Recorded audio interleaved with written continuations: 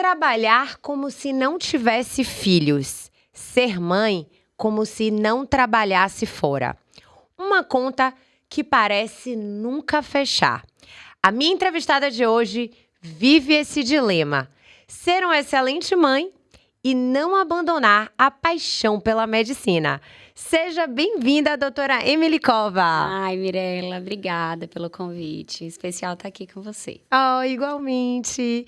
E na nossa primeira conversa, você me fala desse dilema. Exatamente. Que me tocou como mãe, como mulher. Como é equilibrar esses pratos? Então, equilíbrio a gente nunca acha que tem. A gente tenta se doar ao máximo em todas as nossas funções, mas eu acho que é um dilema de toda médica, mãe, e que tem paixão pela medicina, né? Então, não existe segredo, cada um faz as suas escolhas, e eu já tive uma escolha bem diferente antes de ser mãe. Então, eu sou casada com um médico também, a gente se conheceu nesse contexto e vivíamos uma vida bem diferente do que eu escolhi depois da maternidade. Isso mudou bastante. Mas a gente sempre se sente em dívida, tanto com a profissão quanto com o marido. Quem nunca, né? É verdade. Quem nunca? E quem é a mulher por trás da médica, doutora Emily? Então, eu sou extremamente perfeccionista e a sensação de querer fazer bem feito é perene na minha vida. Então, administrar esse tempo para fazer tudo com qualidade não é fácil. É o meu dilema para quem me conhece, mas eu me esforço. Claro.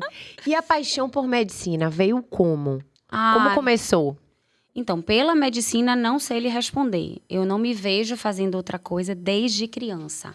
Não tenho família de médicos, não tenho parentes, nenhum médico. Eu fui a primeira da família, vieram outros até depois, primos, enfim. E eu sei que você queria ser oncologista. Exatamente. Então, minha faculdade toda foi voltada para alguma especialidade que tivesse procedimento, né?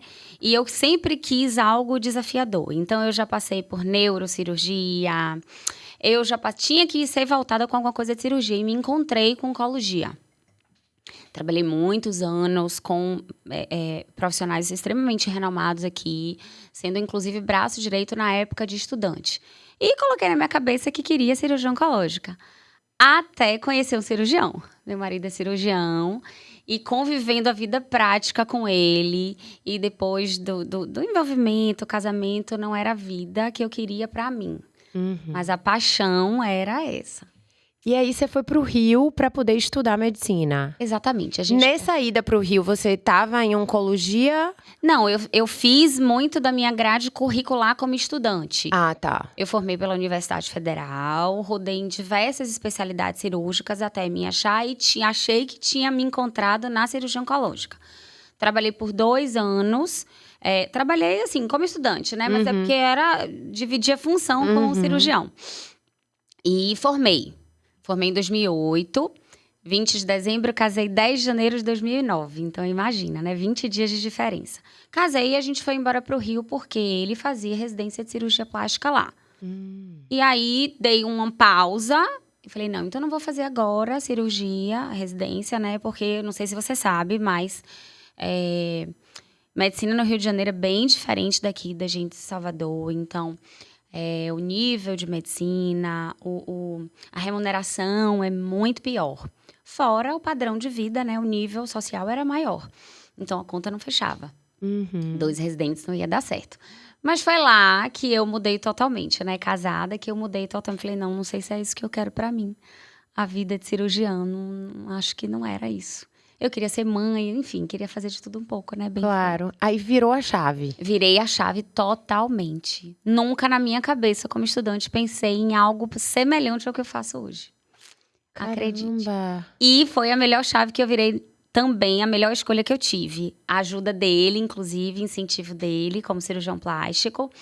Mas eu me encontrei totalmente, não me vejo assim, fazendo, trabalhando, minha rotina diária de consultório, porque o trabalho dia a dia é rotina. Claro. Né? Ai, mas a minha não é nem um pouco entediante. E você faz o seu horário também, né? Isso me Você pode facilita. pegar sua filha na escola, seu filho na escola, tranquilamente. Eu digo que eu trabalho nos horários vagos. Que delícia! Então, eu trabalho quando elas estão ocupadas e quando essa rotina permite. Mas a vida de consultório me dá essa liberdade. Eu não sabia disso, né? Eu falava muito mais da qualidade de vida de cirurgiã, que não era a minha escolha. E essa vida na medicina, né? Você é uma vida que demanda bastante tempo, que você faz plantão. Você já se imaginava assim?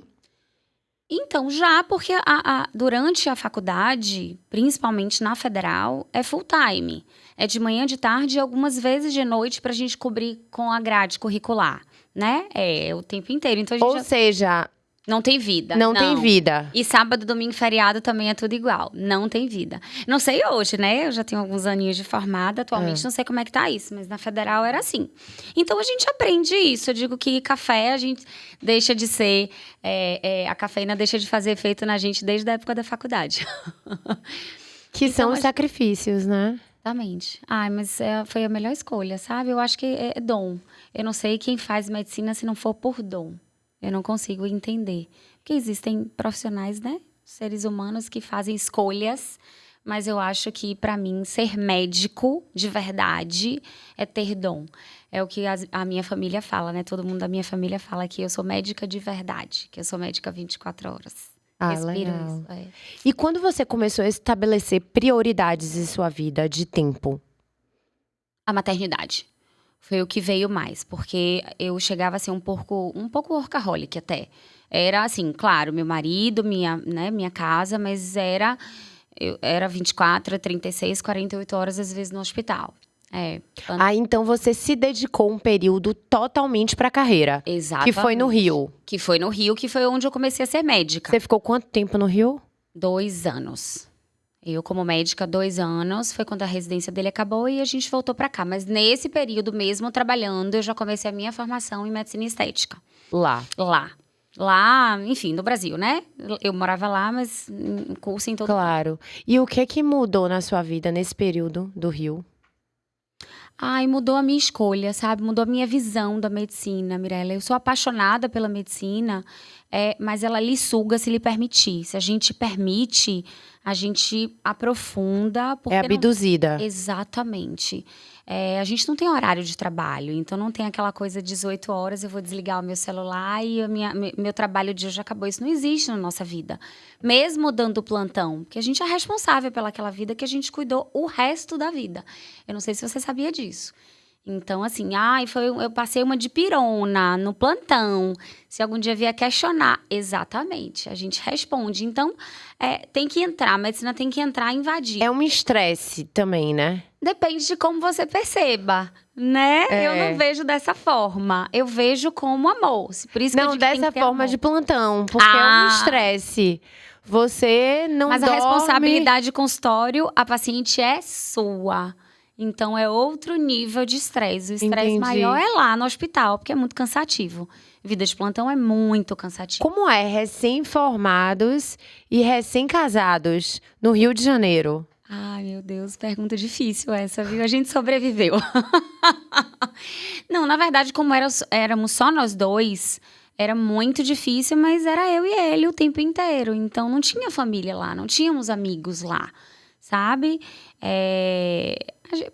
Enfim, quando existe amor, quando existe a vontade de verdade, foi a melhor. Se perguntar a ele, eu tenho certeza que ele vai dizer que foi uma das melhores fases da nossa vida, com toda a dificuldade de tempo financeira, enfim, para começar, né? Mas foi maravilhoso. Tá junto é bom, né? Aí você voltou, aí conta um pouquinho da volta. Pronto, voltamos. E aí eu já estava envolvida, né, com essa coisa de fazer medicina estética, mas a gente precisava de formação. Né? Ele veio já como cirurgião plástico. Eu nunca tive vontade de fazer dermatologia clínica, a parte de doenças, patologias. Só que precisava buscar alguma formação para eu começar a abrir o consultório. Foi aí que eu fiz pós-graduação em medicina estética, pela Sociedade Brasileira de Medicina Estética. Eu sou mais corajosa, eu sou mais assim. E aí logo, 1 ano e pouco, a gente aqui abriu o consultório e aí só foi só foi, graças a Deus, sucesso. Ai, que legal. É. E aí, você hoje atende todos os dias? Todos os dias, como eu lhe disse, no turno que dá. Então, não tem um turno fixo no consultório, geralmente durante a escola. Mas, assim, essa semana dá, a gente abre um pouco mais. A agenda tá muito lotada, a fila de espera, a gente tem que se virar para abrir mais. Então, eu acabo tendo um pouco mais dessa flexibilidade. Todos os procedimentos você faz? Todos os procedimentos injetáveis. Lá na clínica tem pouca tecnologia, aí por diversos motivos, inclusive por acreditar em resultado, né? Então, a parte toda de injetável, corpo e face, eu faço. E apesar de ele ser cirurgião plástico, todo mundo fala, então vocês trabalham muito juntos. O que eu faço, ele não faz. Porque hoje tem muito cirurgião plástico que faz essa parte de procedimentos de consultório, né? Sim, sim. E não é a praia dele, o negócio dele é vistoria e centro cirúrgico. Ah, então vocês se complementam. Isso, exatamente. Trabalham na mesma clínica? Na mesma clínica. Trabalham juntos? Não, porque quando ele tá, eu não tô. Trabalhamos em parceria nesse Mas sentido. por quê? Porque não cabe. Aí a clínica tinha que ser gigantesca. Eu pensei que era alguma organização interna. Não, olha que a recepção é bem grande, mas não dá todo mundo na clínica, não. Aí é ou ele ou eu. Ah, entendi. São sócios. Somos sócios, exatamente. E sobre essa questão agora do PMMA, que muita gente tá colocando no glúteo. Ou tem muita gente que botou no rosto também, se eu não me engano. Você coloca? Então, eu não trabalho com PMMA, tá? Nunca trabalhei. É uma substância que existe há muitos anos, né? A Anvisa tem uma permissão específica, a Sociedade Médica e a Vigilância Sanitária para uso, sim, com fins não estéticos apenas, tá? Então, é usado em diversas especialidades médicas, inclusive ortopedia, enfim, é uma substância super versátil. Do ponto de vista estético, com essa coisa do glúten, isso também não é novidade. Isso existe há mais de 20 anos, o PMMA sendo usado como preenchimento de glúteo. Mas a molécula foi ficando cada vez mais segura, mais pura. E hoje é mais acessível, porque ainda tem essa parte. Por isso que tá tão na moda, né? Financeiramente, não tô dizendo que é barato, mas hoje se tornou mais acessível. Eu, particularmente, opto por não fazer, por ser uma substância definitiva. E tudo que é definitivo, o resultado é definitivo e a complicação também. Então, assim, é um produto maravilhoso, em mãos extremamente habilidosas, e não em qualquer pessoa que acabou de começar a fazer. Dão resultados incríveis quando a paciente precisa ou busca aquilo. Inclusive, a gente tem profissionais que a gente indica, mas eu optei por não trabalhar com PMMA. O seu trabalho é apenas absorvível, né? Tudo que você coloca... Tudo absorvível temporário. Que é preenchimento... Preenchimentos, com ácido hialurônico. Isso. Com ácido hialurônico, com Sculptra, com hidroxiapatita de cálcio, com caprolactona, com os fios todos, que são todas substâncias absorvíveis, degradadas, né, na verdade. E o famoso Ozempic, que tá todo mundo colocando na geladeira aí pra tomar. Ele dá flacidez, não dá? Conta um pouquinho sobre isso, porque tá um rebu aí na internet falando sobre esse remedinho aí, que inclusive está em falta nas farmácias. É um remédio maravilhoso, tá? Ele tem efeitos colaterais importantes, então a gente não pode tá prescrevendo e usando de forma sem acompanhamento médico. Mas o Ozempic não dá flacidez. O que é a flacidez? A flacidez é uma deficiência, não é só de colágeno, né? De substâncias elásticas na pele. E o Ozempic não degrada essas substâncias, então ele não provoca a flacidez. Só que o emagrecimento excessivo e abrupto que o Ozempic rápido, né? A curto prazo que o Ozempic pode provocar, existe pele demais para gordura de menos. Então, existe essa flacidez nesse contexto de emagrecimento rápido. Mas pessoas que malham muito, pessoas que de repente fazem dietas, pessoas que submetem à cirurgia da obesidade, né, a bariátrica, que provocam emagrecimento rápido, todas vão ter o mesmo padrão de envelhecimento, de flacidez por conta desse emagrecimento rápido. Mas pacientes mais jovens, depois essa pele naturalmente pode ir, né, melhorando, digamos assim, sem procedimento nenhum. Agora, a maioria das pessoas que fazem já passou dos 25 anos e o colágeno começa a acabar com 25 anos. Não é o início? É o início da degradação. Então, pacientes abaixo de 25 anos geralmente não usam Ozempic. Então, os pacientes acima precisam de um auxílio no tratamento dessa flacidez, mas o Ozempic não causa, não degrada nossa pele de jeito nenhum. Ele não tira os coxinhos de gordura? Ele tira os coxins, mas o coxinho de gordura tá lá embaixo da pele, né? Então a pele sofre como consequência. Ele emagrece, ele diminui aquela gordura, né? Mas não provoca. É porque assim, quando a gente pensa em flacidez, existe flacidez com sobra de pele e só uma pele flácida, pouco elástica, tá? Então o Ozempic, como perde a gordura, é como se aquele balãozinho murchasse. Murchasse. Exatamente, só isso. É basicamente isso. É que apareceu no Instagram a mulher com o bumbum murcho. Porque Depois o de bumbum ter da tomado o mulher... Ozempic. mas é porque o bumbum da mulher não é só de músculo. É de Tem gordura. Exatamente, para dar o famoso violão. Então, hoje, as pacientes têm buscado muito pouca massa, 0% de gordura, né? Ninguém tem zero, porque a gente precisa até para raciocinar. Mas, com essa busca incessante pela perda de gordura, principalmente dessa forma, isso é condição praticamente obrigatória. Todo mundo vai ficar... Mas isso é um impasse pra vocês, né? Quando a paciente chega, por exemplo, fez um bioestimulador, fez um preenchimento, voltou seca de Ozempic, ele absorve tudo? Não, Não? ele não absorve o produto. Não, ele emagrece a gordura. Ah. Entendeu? Geralmente, os pacientes que estão, assim, em uso do Ozempic, pode ter uma diminuição do suporte nutricional também paralelo a isso. Então, o metabolismo geral pode sim interferir de certa forma, acelerar um pouco a absorção de alguns dos produtos. Mas o Ozempic não acelera o resultado dessas coisas. Agora, uma paciente que a gente faz, né, um preenchimento, uma harmonização. A gente está fazendo com aquele contexto que a gente está vendo, examinando ali, com aquela quantidade de gordura. Uhum. Se ela emagrece, ela perde gordura. Tá? Então, o que a gente fala é exatamente o contrário. O paciente que quer fazer uso do Ozempic começa a se tratar antes para provocar muita elasticidade, para provocar um tônus melhor na pele. Então, os pacientes, geralmente, que já fizeram procedimentos antes, sofrem menos esse impacto. E os pacientes que não fizeram, dá para tratar depois. Não existe dilema, sabe, Mirella? Eu acho que é questão de escolha na vida. Claro. Então, quando o paciente fala, poxa, então eu não vou emagrecer, aí é questão de opção. A gente tem que agradecer que a medicina nos dá artifícios para usar o Ozempic e preencher. Claro. E tem muita gente, né, mais velha, inclusive, que fala assim: tem uma hora que a gente tem que escolher. Ou eu fico com um corpo bom e o rosto mais ou menos, ou eu fico com o rosto ótimo e o corpo flácido, em relação a tipo, peso. Mas os procedimentos estéticos, a cirurgia plástica estão aí pra isso, exatamente. Hoje é super seguro. Hoje não, há muitos anos, né? Então, quem não faz é por preconceito ou porque não é uma prioridade na vida, aquilo não incomoda, e isso existe.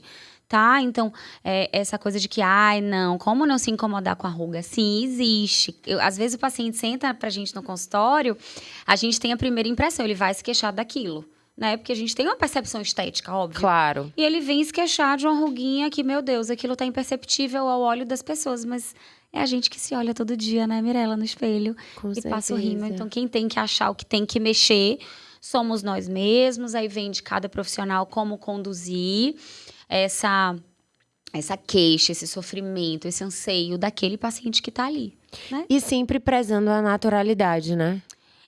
Então, aí vem de perfil de médico, né? Não existe muito certo e errado quando o procedimento é feito de forma segura. Claro. O que tá acima é a segurança.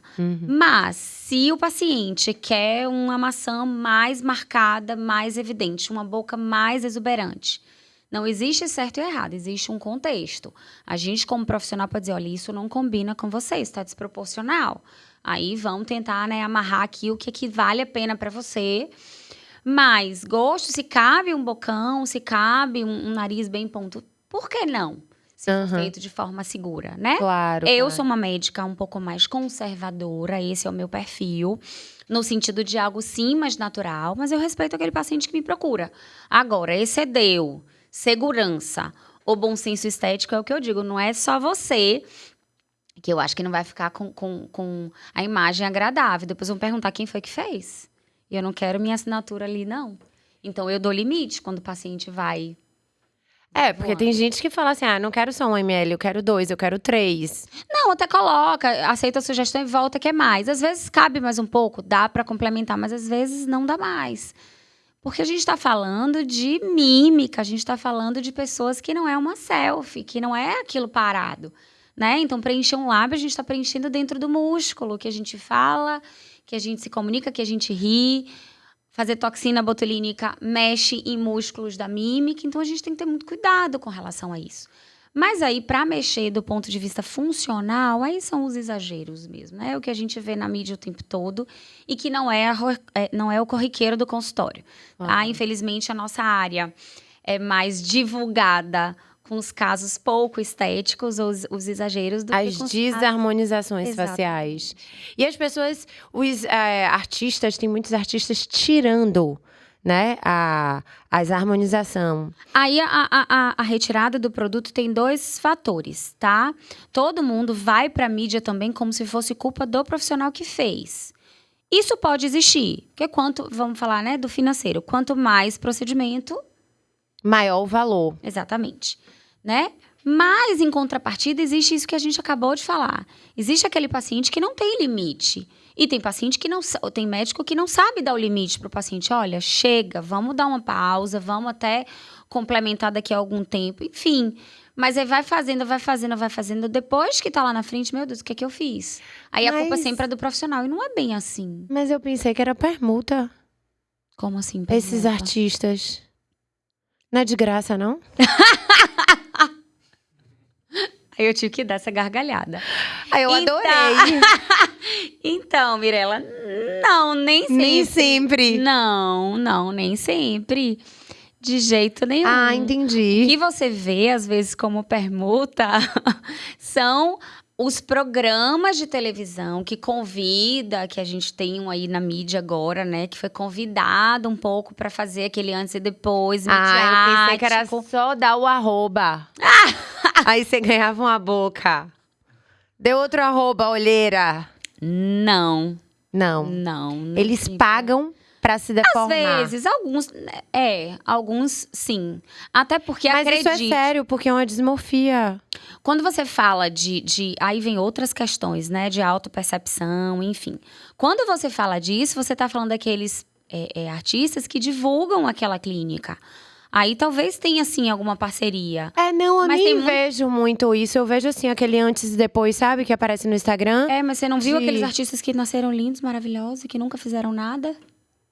Tem aqueles que... Mas tem, você sabe. Você acredita? Não, óbvio que eu não acredito. Eu trabalho com isso, eu vejo quem fez. Mas tem aquele que diz que faz só toxina e a boca tá outra transformada. Mas eu também tenho Aquela vai ser várias... Então, aquilo vai ser de graça.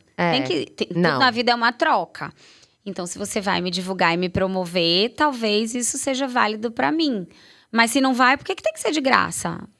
Claro. Você tem suas contas pra pagar, tanto quanto certeza. eu. Então, é mais... Mas é o limite que o médico tem que dar.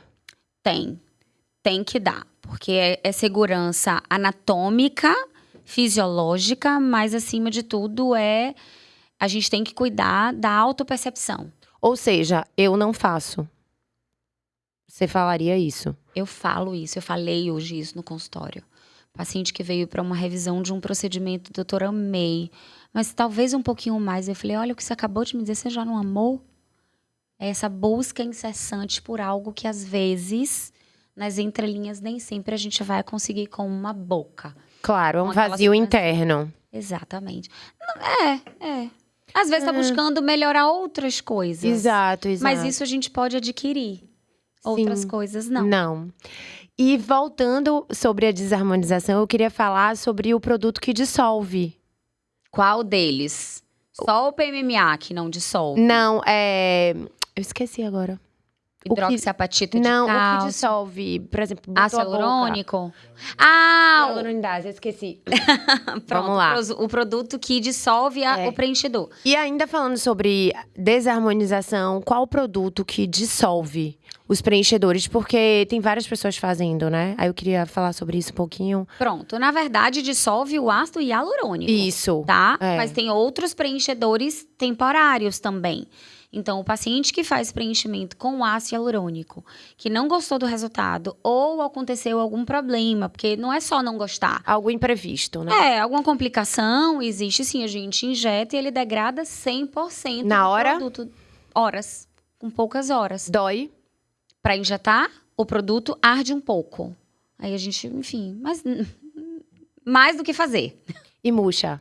E murcha. Na hora, fica tranquilo. Na hora. Tem paciente, às vezes, que assim, eu recebo com frequência para desfazer lábios, né, de outros profissionais. Às vezes, a gente deixa sentado na recepção.